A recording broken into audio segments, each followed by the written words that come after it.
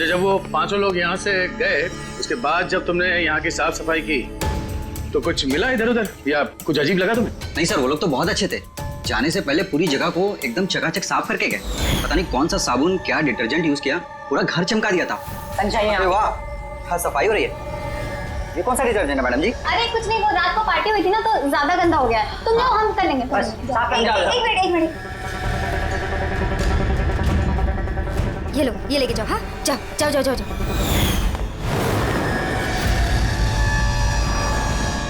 बहुत महंगी है सर, मैंने तो पहनी नहीं कभी, वरना लोग कहते चोरी की। महंगी तो है, पर फिलहाल ये महंगी घड़ी हमारे पास रहेगी।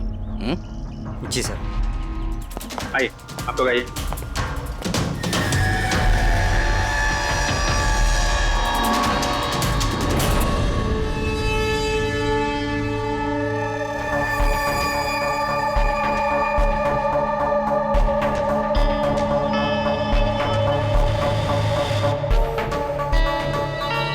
सर सैम, तनीषा और रे तीनों का तो मर्डर हो गया है। अब बचे विवान और अंकिता। खूनी इन दोनों में से ही कोई हो सकता है। ये विवान ही होगा, उसी ने सैम को फोन करके लॉज के बाहर बुलाया था। तो जो भी हो, उसे पता कैसे चलता कि हम कहाँ जाने वाले हैं, और जब भी हम वहां पहुंचते हैं तो उससे पहले ही वो वहां पहुंचकर फोन करके निकल जाता है।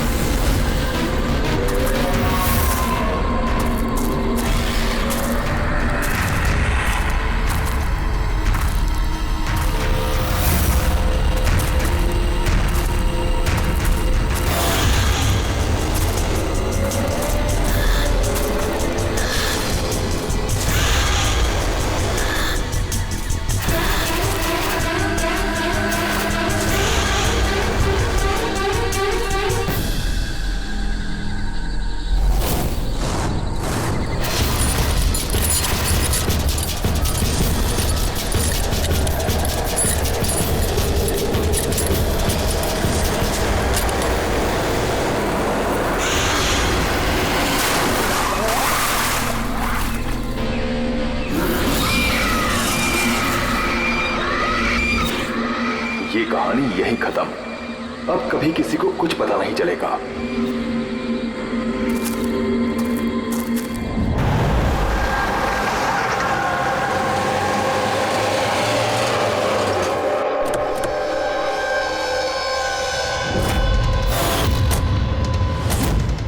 गाइस होल्ड ऑन, हो क्या रहा है? कोई मुझे बताएगा?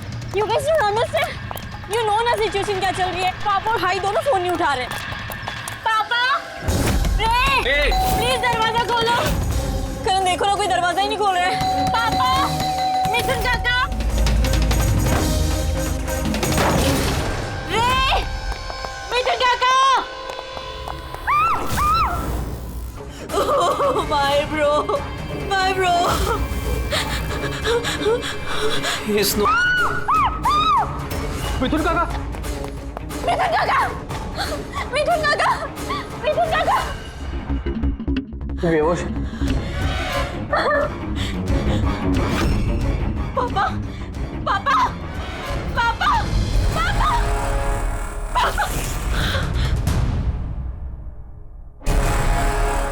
कौन? पापा, देखो ना जरा पापा को क्या। शीतल अंकल, शीतल प्लीज प्लीज जल्दी डॉक्टर को बुलाओ करो। काम करने बुला। आरा अंकल डोंट एम्बुलेंस को कॉल करो, एम्बुलेंस को कॉल करो अर्जेंट। शीतल, जब तुम वहां खंडाला में थी तब ये सब हुआ? हाँ जी सर, एक्चुअली वहाँ हमारी प्रॉपर्टी को लेके कुछ प्रॉब्लम्स चल रही थी, इसीलिए मैं और करण वहां गए थे। करण? जी, ही इज माई लॉयर। अच्छा। सर वो लैंड शीतल के नाम पे थी, इसलिए उसे वहां होना ही था। यस सर, बहुत इंपॉर्टेंट मीटिंग थी। आप? She is Tara, my assistant. हाँ तो शीतल, जब तुम खंडाला में जा रही थी तब घर पर सिर्फ तुम्हारे पिताजी कल्याण जी और तुम्हारा भाई रे और ये मिथुन था, है ना? हाँ सर, एक्चुअली करीब 8 साल पहले एक एक्सीडेंट हुआ था जिसमें पापा की आईसाइट चली गई। पापा देख नहीं सकते और मिथुन काका उनका अकेले ध्यान नहीं रख पाएंगे, इसलिए रे वो यहीं रुक के। मुझे उन दोनों को अकेले छोड़ना ही नहीं चाहिए था।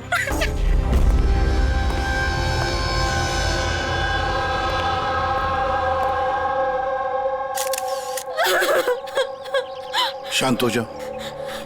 एक बात बताओ शीतल, अब तुम कह रही थी कि उनको अकेले छोड़कर जाना ही नहीं चाहिए था, क्यों? ऐसे क्यों लगा तुम्हें? क्या तुम्हें डर था कि उनकी दोनों की जान को खतरा है, ऐसे कुछ होगा? नहीं सर, पर इतना जरूर पता था कि रे की उसके फ्रेंड्स के साथ ना कोई बड़ी प्रॉब्लम चल रही थी। फ्रेंड्स के साथ? और वो लोग एक दूसरे को ब्लैकमेल कर रहे थे किसी चीज को लेके।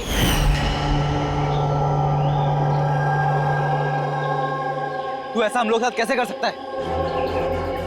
एक बार फिर से सोच ले रे, अगर यही तेरा फाइनल डिसीजन है तो जानता है कि क्या होगा। आई डोंट केयर, मैं तो सिर्फ सही टाइम का वेट कर रहा हूँ। पर अगर किसी को कुछ पता चल गया तो? तुम पागल हो गई हो क्या? अगर तुम ऐसे बिहेव करती रहोगी तो श्योरली किसी ना किसी को तो डाउट हो ही जाएगा। गाइस, अगर हम कंट्रोल में हैं तो वी आर सेफ। गाइस, तुम लोग अपना देख लो, मुझे ऑनेस्टली नहीं पता है कि मैं क्या करने वाला हूँ।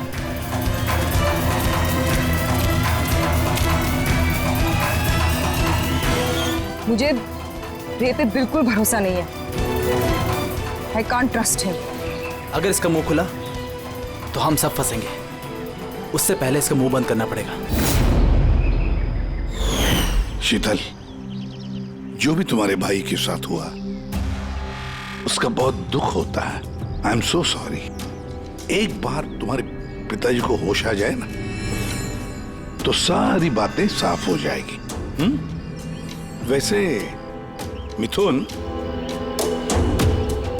कल रात तुम यहीं पर थे ना? क्या हुआ, क्या जरा ठीक से बता। शरीर पे कोई बड़ा घाव नहीं है, बस छोटी मोटी चोटें हैं, लेकिन हाँ फ्रैक्चर थोड़े ज्यादा है। समझ में नहीं आ रहा है इसकी मौत हुई कैसे? मैं अपना काम कर रहा था, अचानक लाइट चली गई और किसी ने मेरा मुंह बंद कर दिया। मैं बेहोश हो गया साहब। जब आँख खुली तो आप सामने थे, बाकी को कुछ याद नहीं आ रहा सर। ठीक है, रो मत। हाँ। सर, मौत की वजह तो पोस्टमार्टम के बाद ही पता चलेगी। कुछ समझ में नहीं आ रहा है सर। जिसने भी खून किया है सोच समझ के किया है, बड़ा ही चालाक है खूनी। एक काम करते हैं, इस घर को फिर से अच्छी तरह से चेक करते हैं।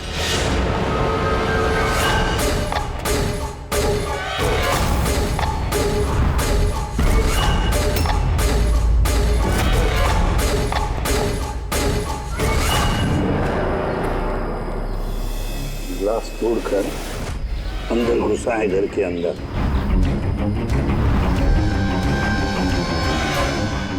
ये देखो, खून लगा है उसका अंदर घुसते वक्त या भाग जाते वक्त।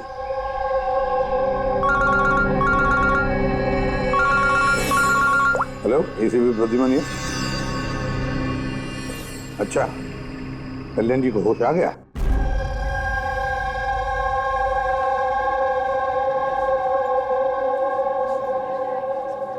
पापा? कल्याण जी, मैं सीआईडी से एसीपी प्रद्युमन। आप मुझे बता सकते हैं क्या हुआ? मैं अपने घर पर था,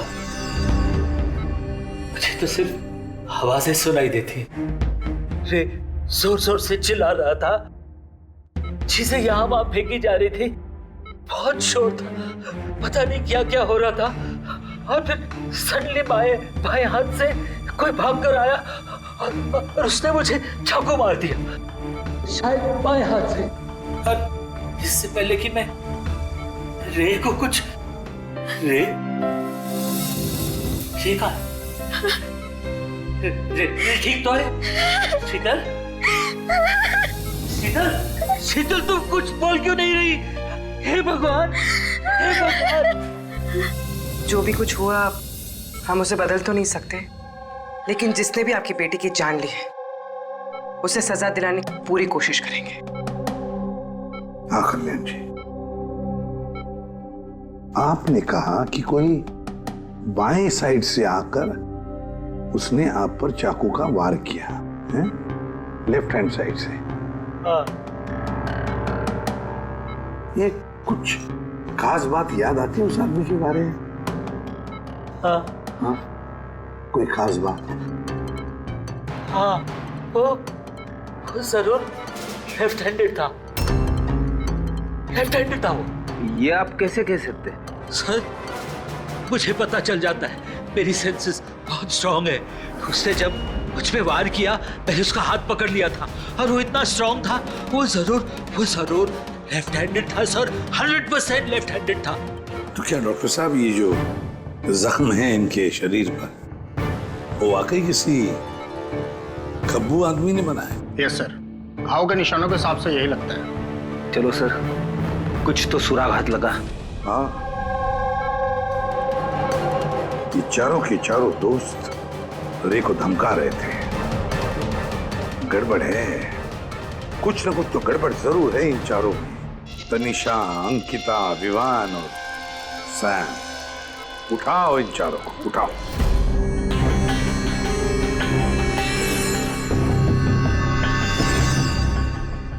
यार सारंगी, तूने इस कंकाल पे ये रेड मार्क्स क्यों किए?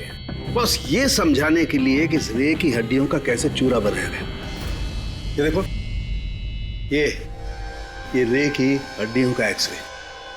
इस रे पर बहुत जबरदस्त ताकत के साथ वार किया गया। एक झटके में इसकी गर्दन की हड्डी टूट गई। बस एक बार तो इसके रिब केज पर इतना जबरदस्त किया गया है कि एक ही झटके में इसके रिब केज की बाईं हड्डियां 12 की 12 पसलियां एक साथ एक झटके में टूट गई। और वो भी कमाल की बात यह है कि एक ही सिमेट्री में। एक झटके में 12 पसलियां? नतीजा हार्ट का रुक जाना, हार्ट ब्लॉक। इसके हार्ट पर जबरदस्त प्रेशर पड़ा।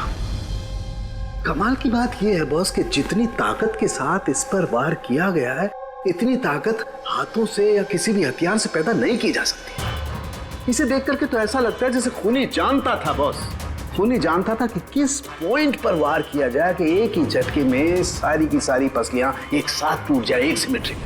हाथों से कोई इतना फोर्स तो पैदा नहीं कर सकता। हाँ, कर सकता है अगर कोई मार्शल आर्ट्स का जानकार हो तो। जैसे कुंग-फू, कराटे, ताइक्वांडो, इन सब में खास किस्म के मूव्स होते हैं जिससे इतना फोर्स पैदा किया जा सकता है। ये हो सकता है बस। अभी अटैक उसी ने किया जिसे मार्शल आर्ट्स की जानकारी है, जैसे आर्मी बैकग्राउंड का कोई। Martial arts? वो लड़की भी तो गई है ना दिल्ली में मार्शल आर्ट्स का कैंप अटेंड करने के लिए। क्या नाम है उस लड़की का? अंकिता। अंकिता के भाई ने तो हमें ये बताया। Sir what I just know sir, वो 2 हफ्ते पहले दिल्ली गई हुई थी कुछ मार्शल आर्ट कैंप के लिए। और सर, कत्ल की रात उसका फोन शीतल के घर के आसपास ही था, उसी ने किया होगा। सैम के साथ मिलके। कल्याण जी पर जिसने भी चाकू का वार किया था वो आदमी खब्बू था, लेफ्ट हैंडेड। हाँ सर, मेरा बेटा सैम लेफ्टी है। ये हो सकता है क्योंकि शीतल के घर की जिस खिड़की पर से हमें वो ब्लड सैंपल मिला था, उसका डीएनए सैम के डैड के डीएनए के साथ मैच होता है। मतलब सैम वही था और अंकिता भी। बस अब हमें ये पता लगाना है कि ये सैम, तनीषा, अंकिता और विवान इस वक्त है कहां पर। अच्छा, आप कैब ड्राइवर, आप उस वक्त कहाँ थे?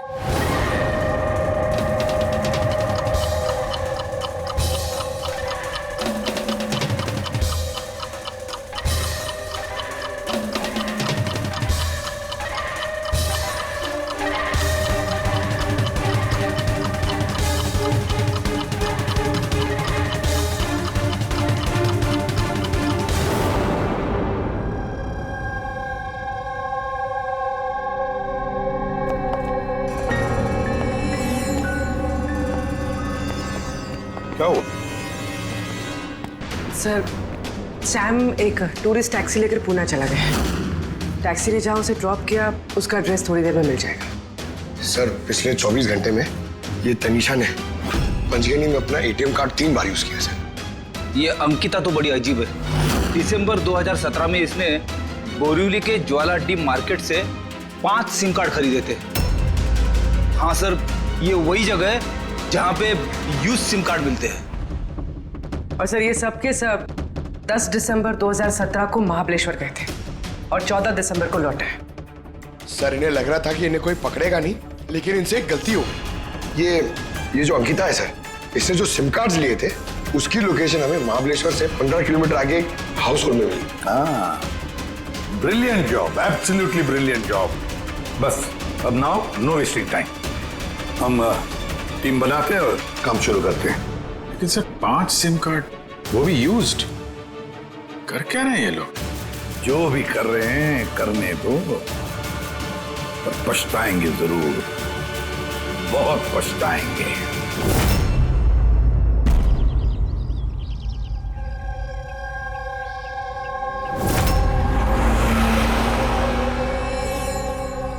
किसका फोन है?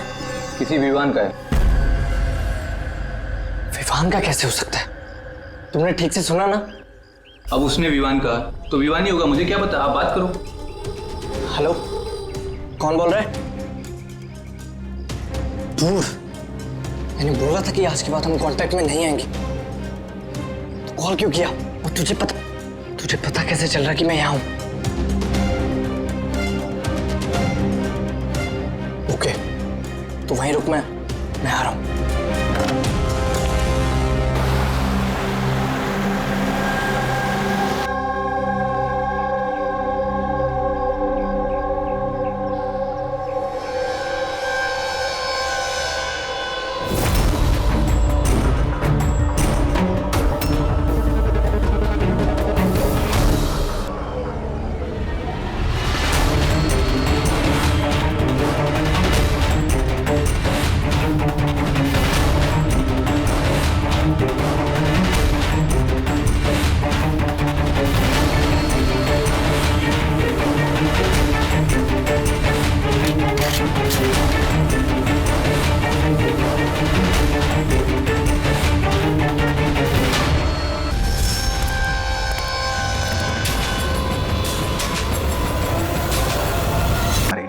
लॉन्ग डिस्टेंस शॉट था, ऑब्वियसली स्नाइपर होगा। स्नाइपर लॉन्ग डिस्टेंस से गोली चलाई, मतलब किसी को पता भी नहीं चला होगा कि गोली चली कहां से और फिर गोली चलाई किसने। Anyway, thank you very much. जी सर। सर, हम लोग तनीषा तक पहुंचने ही वाले थे कि किसी ने इसे भी मार दिया। वही तो सर, ये इत्तेफाक तो नहीं हो सकता सर।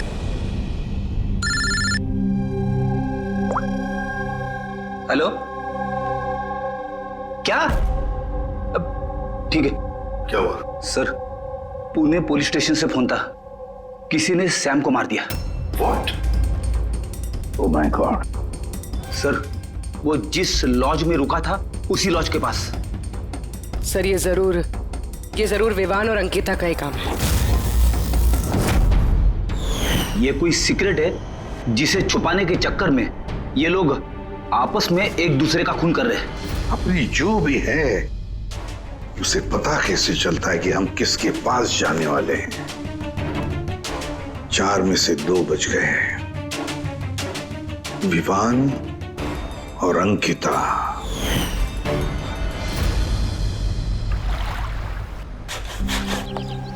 सबसे तो नहीं, मैं अंकिता से मिला था, उससे बात हुई थी मेरी। अंकिता से? जी। यही थी वो? हाँ, ये वही लड़की है, इसी ने मुझे पेमेंट दिया था, 2 दिन के 20,000 रुपए। 2 दिन के 20,000 वो मान गए? ऐसी क्या इमरजेंसी थी? अच्छा, उन 2 दिनों में आपने उनसे या उनके ग्रुप के बाकी लोगों से मिले थे? नहीं सर, मैं किसी से नहीं मिला। मैंने तो उस लड़की को ऑफर किया था कि हमारे पास कुक और क्लीनर दोनों हैं, लेकिन उस लड़की ने मना कर दिया कि मुझे कोई हेल्प नहीं चाहिए। तो उसने कहा कि आप 2 दिन के बाद आइए, जब हम यहाँ से चले जाएं। और 2 दिन के बाद जब मैं वापस आया तो यहाँ सब कुछ वैसा का वैसा ही था, कोई गंदगी नहीं, कोई कचरा नहीं, सब साफ सुथरा था एकदम। अच्छा, उसके बाद आपने ये जगह किसी और को दी? नहीं सर, हमें जगह का रिनोवेशन कराना था, इसके लिए हमने जगह बंद कर दी थी। आपके क्लीनर को जरा बुलाइए, उससे कुछ बातचीत करना चाहते हैं। मैं भेजता हूँ। बिना क्लीनर और बिना कुक के 2 दिन यहाँ पे रहे, कुछ ना कुछ तो खिचड़ी पकी रही थी यहाँ पे। ये कॉटेज की सफाई तुम्हें करते हो? जी सर। चलो।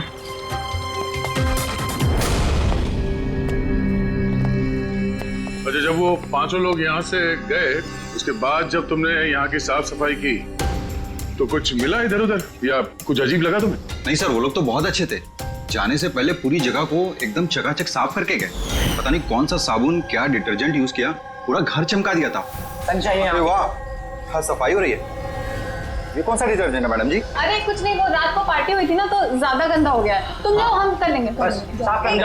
एक मिनट। ये लो, ये लेके जाओ। हाँ, जाओ।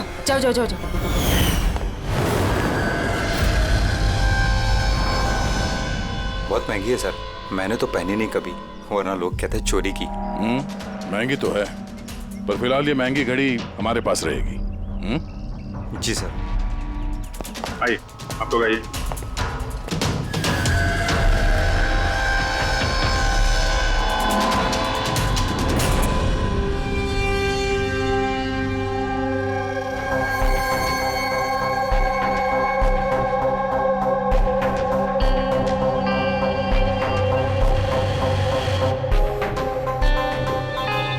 सर, सैम, तनीषा और रे तीनों का तो मर्डर हो गया है। अब बचे विवान और अंकिता। खूनी इन दोनों में से ही कोई हो सकता है। ये विवान ही होगा, उसी ने सैम को फोन करके लॉज के बाहर बुलाया था।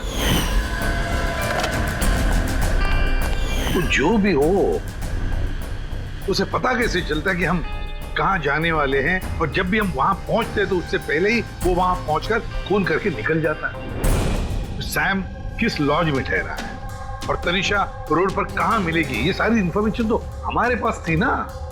उन तक कैसे पहुंची? सर, शायद वो लोग एक दूसरे के कांटेक्ट में हो। नहीं पूर्वी, बिल्कुल नहीं, क्योंकि लॉज के मालिक ने बताया कि सैम को जब विवान का फोन आया तो सैम को झटका लग गया। मैंने बोला था कि आज के बाद हम कांटेक्ट में नहीं आएंगे, कॉल क्यों किया? बॉस, क्राइम सीन पर ये जो शोपीस मिला है, इस पर ऑक्सीजन प्रोड्यूसिंग डिटर्जेंट मिला है। इसे ऑक्सीजन प्रोड्यूसिंग डिटर्जेंट से साफ किया गया है। ये क्या है? रेडी एक ऐसा डिटर्जेंट होता है जिससे सारे के सारे एविडेंस एकदम साफ किए जा सकते हैं, खून के निशान तक। हमें कोई डीएनए नहीं मिल सकता।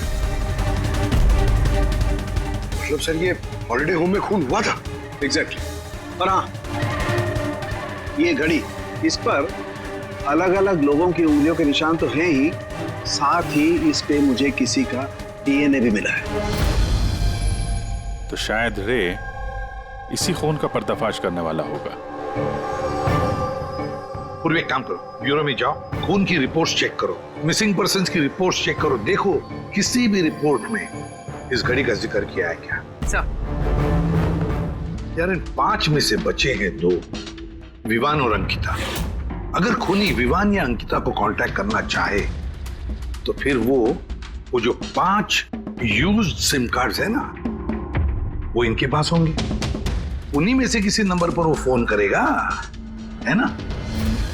वो नंबर ट्रैक करते हैं। सर, तनीषा का खून हुआ पंचगनी में, सैम का खून हुआ पुणे में।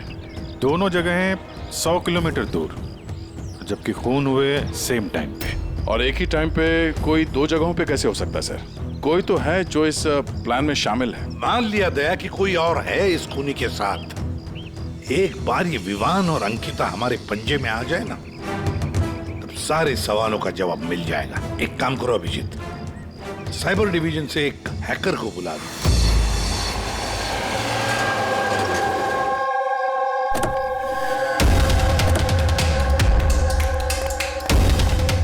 इसमें पूरे पैसे है ना?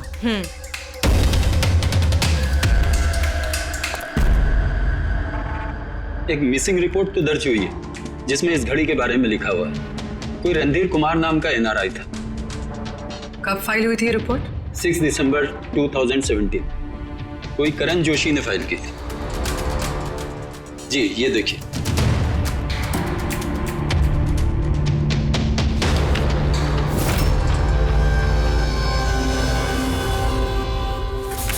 Thank you.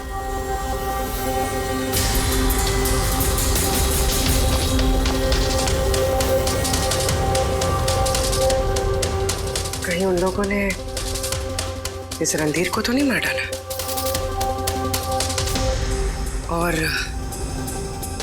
और कहीं ये करण रणधीर की मौत का बदला तो नहीं ले रहा? करण? जी, ही इज माय लॉयर।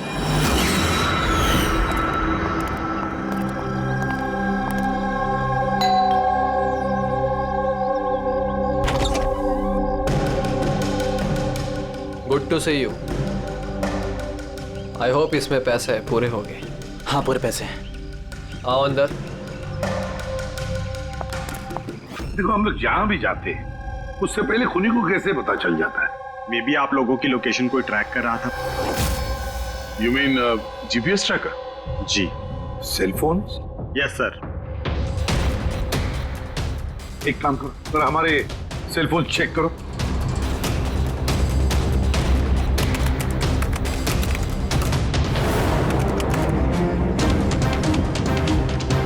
तुमने पैसे मांगे थे, हम लेकर आए हैं। अब वो एविडेंस दो और सब खत्म करो। खत्म करूं? जैसे तुम लोगों ने रणधीर को खत्म किया था। करण, हमें सबूत दो। देता हूं, लेकिन उससे पहले मैं तुम्हें किसी से मिलाना चाहता हूं। कौन? बुलाता हूं।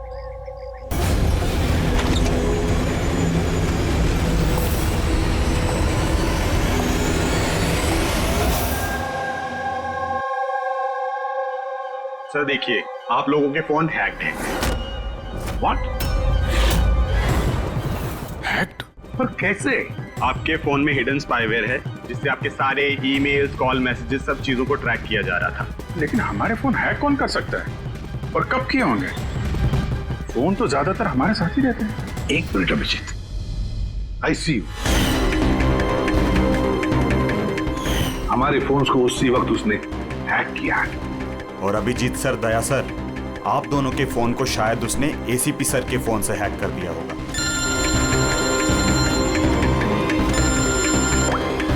अबुल करण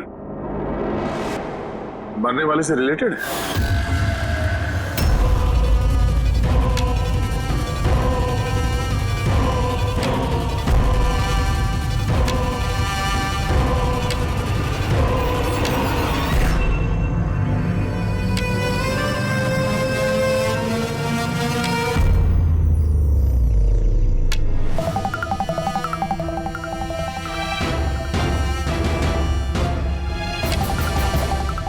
जो सजा रणधीर तुम लोगों को देने वाला था, अब हम तुम्हें देंगे।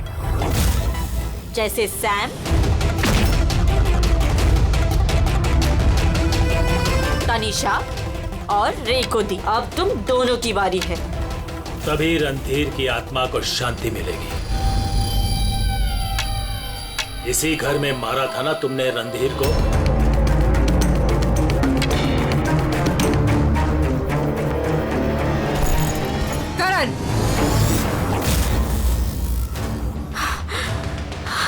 तुम्हारे पास कोई सबूत नहीं है ना? तुमने हमें फंसाया है ना? हाँ?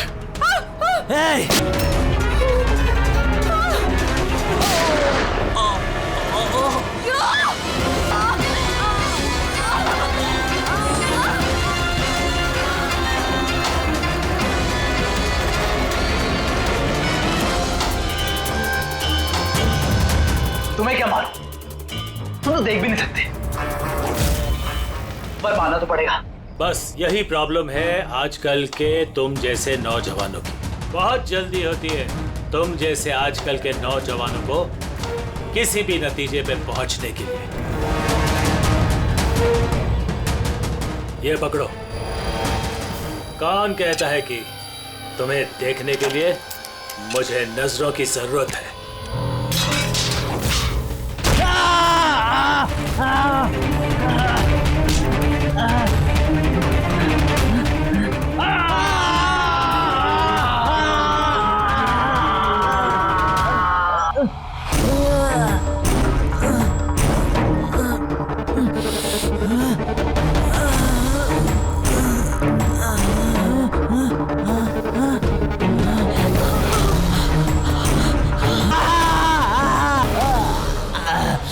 शीतल बेटा, तुम ठीक तो? बरसों से मैं स्पेशल फोर्सेस में था। दुश्मनों को तो मैं चुटकी भर में सूंघ कर निकाल देता था। फिर तुम तो बच्चे हो।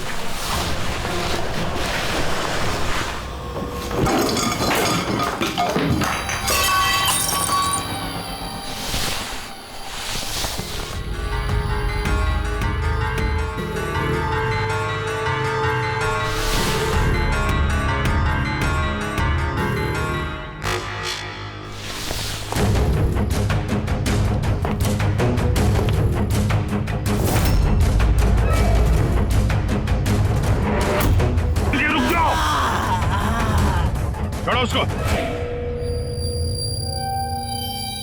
मैं तो अंधा हूं ऑफिसर, लेकिन आप देखकर बताइए कि मैंने उसका सारा शरीर बेकार कर दिया है या नहीं, या तुम एक और?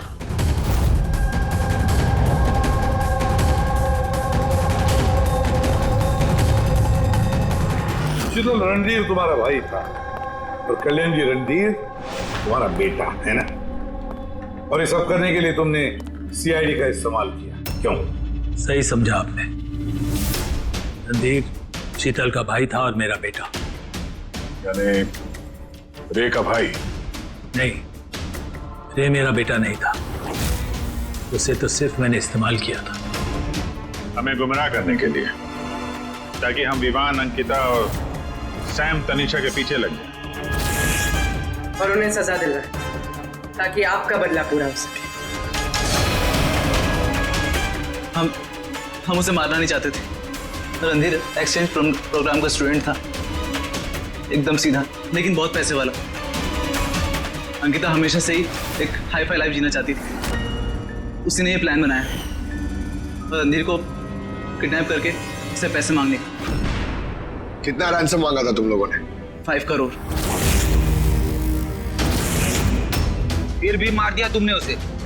रणदीप भाग रहा था, अंकिता को गुस्सा आया और उस 1 सेकंड के नॉनसेंसपन में उसने उसे मार दिया और हम सब घबरा गए, कुछ समझ नहीं आया कि क्या करें, तो उसकी बॉडी लेकर हमने लेक में डाल दिया।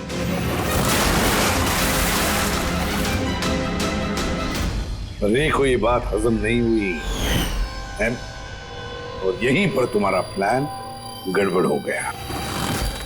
सर, वो रणधीर की इंडिया में सारी रिस्पॉन्सिबिलिटी मेरी थी। कल्याण अंकल और शीतल तो न्यूयॉर्क में थे, लेकिन रणधीर का केयरटेकर मैं यहाँ था। इन लोगों को पैसा देने के बाद भी इन्होंने रणधीर को नहीं छोड़ा, मार दिया। तो मैं घबरा गया, मुझे कुछ समझ नहीं आया। फिर एक दिन रे का कॉल आया। मुझे बिलीव नहीं हो रहा है कि हमने उसको। I'm sorry uncle. कुछ नहीं होगा तुम्हें, तुम सिर्फ हमें बता दो कि बाकी के दोस्त लोग कहाँ हैं। अंकल वो सब बाहर चले गए जब तक कि रणधीर का केस सॉल्व नहीं हो जाएगा ना। अंकल वो वापस नहीं आएंगे। कहाँ है वो? मुझे उस बारे में कुछ भी नहीं पता। रे तो हमारे पास था ही, बस उन चारों को पकड़ना था, और ये काम हम अकेले नहीं कर सकते थे। तो इसीलिए तुमने हमारा इस्तेमाल किया, क्यों? रे से सारी इंफॉर्मेशन निकालने के बाद तुम लोगों ने उसे एक दर्दनाक मौत केस इन्वेस्टिगेट करें और ये सारी कहानी निकल के सामने आए। साथ में हमें सारे एविडेंसेस दे दिए, उन चारों के मोबाइल नंबर्स, और सैम जिस पैथोलॉजी लैब में काम करता था वहां से उसके ब्लड सैंपल मंगवा लिया। हम सबके फोन्स हैक किए। काफी अच्छी प्लानिंग थी। लेकिन एक बात भूल गए तुम, सजा देने का काम तुम्हारा नहीं, कानून का है। रणधीर की मौत का बदला तो तुमने ले लिया, लेकिन सजा अपने आप को दी है, अपने आप को।